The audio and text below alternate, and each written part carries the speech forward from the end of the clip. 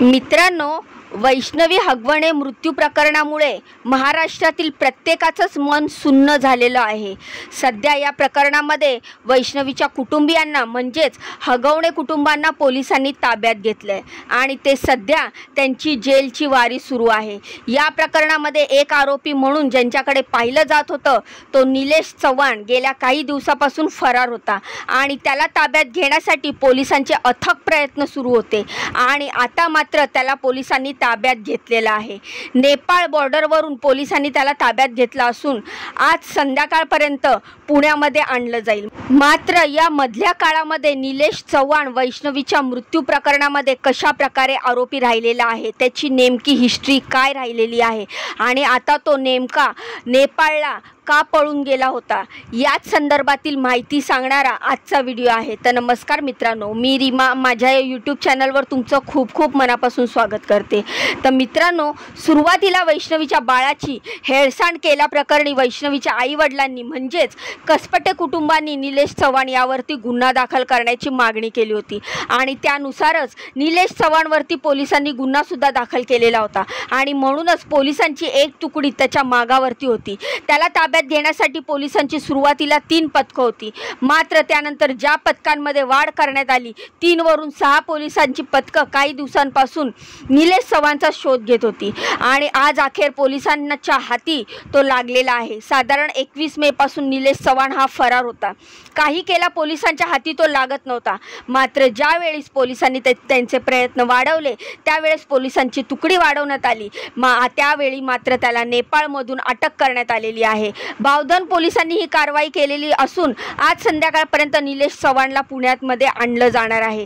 वैष्णवीच्या बाळाची हेळसांड करण्याच्या प्रकरणी त्याच्यावर आरोप आहेत। त्यासोबतच वैष्णवीचे आईवडील ज्यावेळी वैष्णवीचं बाळ या निलेश चव्हाणकडे होतं आणि ते बाळ आणण्यासाठी वैष्णवीचे आईवडील त्याच्या घरी गेले होते, त्यावेळी मात्र या निलेश चव्हाणने कसपटे कुटुंब यांच्यावरती बंदूक उगारलेली होती आणि तुमचा आणि या बाळाचा कुठल्याही प्रकारचा संबंध नाहीये, तुम्ही हे बाळ घेण्यासाठी इथे का आलात आणि आल्या पावली निघून जा, अशा प्रकारे त्यांना धमकावलेलं होतं। त्यांच्यावरती बंदूक रोखलेली होती आणि म्हणूनच त्या वैष्णवीच्या आईवडिलांनी कसपटे कुटुंबियांनी निलेश चव्हाण याच्यावरती बाळाची हेळसांड केल्याप्रकरणी गुन्हा दाखल करण्याची मागणी केलेली होती। आता हा निलेश चव्हाण इतका शहाणा होता, इतका मास्टरमाइंड होता की त्याने ज्या वेळेस तो फरार झाला 21 तारखेपासून ते आज 30 तारीख आली 10 दिवस तो पोलिसांना गुंगारा देत होता। या मधल्या काळामध्ये तो इतका मास्टरमाइंड होता की त्याने कुठल्याही प्रकारचे इलेक्ट्रॉनिक उपकरण आपल्याजवळ ठेवलेले नाही, जेणेकरून म्हणजे जसं की मोबाईल असेल किंवा इतर गोष्टी असतील ज्याच्या मदतीने पोलिसांना आपल्यापर्यंत पोहोचणं शक्य असेल त्यांचा वापर त्याने करून कुठल्याही प्रकारचे इलेक्ट्रिक डिव्हाइसेस आपल्यासोबत ठेवले नाही। मात्र तरी देखील तो पळून जाणार कुठे असा विचार पोलिसांनी केला आणि पोलीस त्याच्यापर्यंत जाऊन पोहोचले आहेत। सध्या त्याला पोलिसांनी ताब्यात घेतलेला आहे। आता ज्या वेळेस पोलिसांनी त्याला ताब्यात घेतलं आहे त्यावेळेस त्याची चौकशी केली जाईल आणि चौकशीमधून निलेश चव्हाण वैष्णवीच्या मृत्यू प्रकरणामध्ये नेमका कशा प्रकारे आरोपी राहिलेला आहे ह्याचे खुलासे होण्याची शक्यता आहे। हगवणे कुटुंबावरती जे जे आरोप केले जात आहेत त्या आरोपामध्ये कितपत तथ्य आहे, शिवाय त्यामध्ये आणखीन काय वाढ होते का, या दृष्टीने सुद्धा आता तपास असणार आहे आणि म्हणूनच निलेश चव्हाणला ताब्यात घेणं पोलिसांसाठी एक मोठी जमेची बाजू असणार आहे। निलेश चव्हाणच्या वैष्णवी मृत्यू प्रकरणामध्ये आतापर्यंत कसा सहभाग राहिलेला आहे याचा सविस्तर आढावा घेऊया। तर जसं सुरुवातीला सांगितलं तेव्हा वैष्णवीचा मृत्यू झाला होता त्यावेळी वैष्णवीच्या कुटुंबाने म्हणजे हगवणे कुटुंबाने वैष्णवीचं 9 महिन्याचं बाळ जे होतं ते 9 महिन्याचं बाळ निलेश चव्हाण याच्या हाती सुपूर्त केलं होतं, निलेश चव्हाणकडे दिलेलं होतं। निलेश चव्हाण काही केला ते बाळ कसपटे कुटुंबाला द्यायला तयार नव्हता। अनेक दिवस 6 ते 7 दिवस हे बाळ निलेश चव्हाण याच्याकडेच होतं आणि ज्या वेळेस ते बाळ त्याच्याकडे सोपवण्यात आलं त्यावेळेस त्या बाळाची मोठ्या प्रमाणावरती हेळसांड झाली, त्या बाळाचे हाल झाले असा सुद्धा आरोप करण्यात आलेला आहे। आता नेमकं काय काय म्हटलेलं आहे ते आपण आता बघूया। वैष्णवीचं बाळ ताब्यात ठेवून ते परत देण्याच्या वेळी ज्यावेळेस निलेश चव्हाणने कसपटे कुटुंबावरती बंदूक रोखलेली होती किंवा बंदुकीचा धाक कसपटे कुटुंबाला दाखवला होता त्यावेळी कसपटे तिथून आल्या पावली निघून गेले होते। त्यांना कुठल्याही प्रकारे निलेश चव्हाण आणि कसपटे यांच्यामध्ये झालेल्या वादावादीमध्ये त्या बाळाला त्रास होऊ द्यायचा नव्हता आणि म्हणूनच कसपटे कुटुंबाने असं ठरवलं की आता आपण इथून निघून जाऊया आणि नंतर कायदेशीररित्या हे बाळ आपण आपल्या ताब्यात घेऊया। त्यानंतर बराच बवाल झाला, मग पॉलिटिकल गोष्टी यामध्ये इन्क्लूड होत गेल्या, राजकीय वळण या प्रकरणाला लागला आणि त्यानंतर या बाळाच्या बाजूने किंवा बाळासाठी लढणारी काही राजकीय मंडळी पुढे आली आणि पोलिसांना या पद्धतीने पोलिसांवरती दबाव आणण्यात आला। कुठल्याही प्रकारे ते बाळ निलेश चव्हाणकडून कसपटे कुटुंबियांच्या ताब्यात देण्यात यावं। 9 महिन्याचं बाळ आहे, त्या बाळाला एकतर आईची गरज आहे किंवा त्या महिलेच्या कुटुंबातील कोणाची तरी गरज जास्त आहे। निलेश चव्हाण या तिराहित माणसाची गरज असणं गरजेचं नाही आणि म्हणूनच कुटुंबावरती दबाव आणण्यात आला, पोलिसांवरती दबाव आणण्यात आला। आणि आपण सगळ्यांनी समाज माध्यमांवरती पाहिलेलं आहे की रुपाली ठोंबरे यांनी ते बाळ त्या निलेश चव्हाणकडून एका परक्या माणसाच्या मदतीने ते बाळ कसपटे कुटुंबापर्यंत नेऊन पोहोचवलं। निलेश चव्हाणकडे ते बाळ आहे हे माहीत होतं, मात्र तरी सुद्धा निलेश चव्हाणने ते बाळ कसपटे कुटुंबाच्या हाती दिलं नाही। अचानक एक तिराहित व्यक्ती येते आणि ते बाळ तिराहित व्यक्ती कसपटे कुटुंबाच्या ताब्यात ते बाळ देते। आता निलेश चव्हाण हा नेमका कोण आहे, त्याची नेमकी हिस्ट्री काय आहे, त्यांनी त्याच्या बायकोचा छळ केलाय का, स्पाय कॅमेऱ्याच्या मदतीने असा सुद्धा आरोप त्यांच्यावरती केला जातो। या प्रकरणी वारजे पोलीस ठाण्यामध्ये त्या सगळ्या कृत्यांची नोंद असल्याची माहिती समोर आली आहे। 3 जून 2018 ला निलेश चव्हाण याचं लग्न झालेलं होतं, पण लग्नानंतर काही महिन्यातच म्हणजे जानेवारी 2019 मध्ये निलेशच्या बायकोला आपल्या बेडरूममध्ये सिलिंग फॅनला काहीतरी संशयास्पद असल्याचं दिसलं।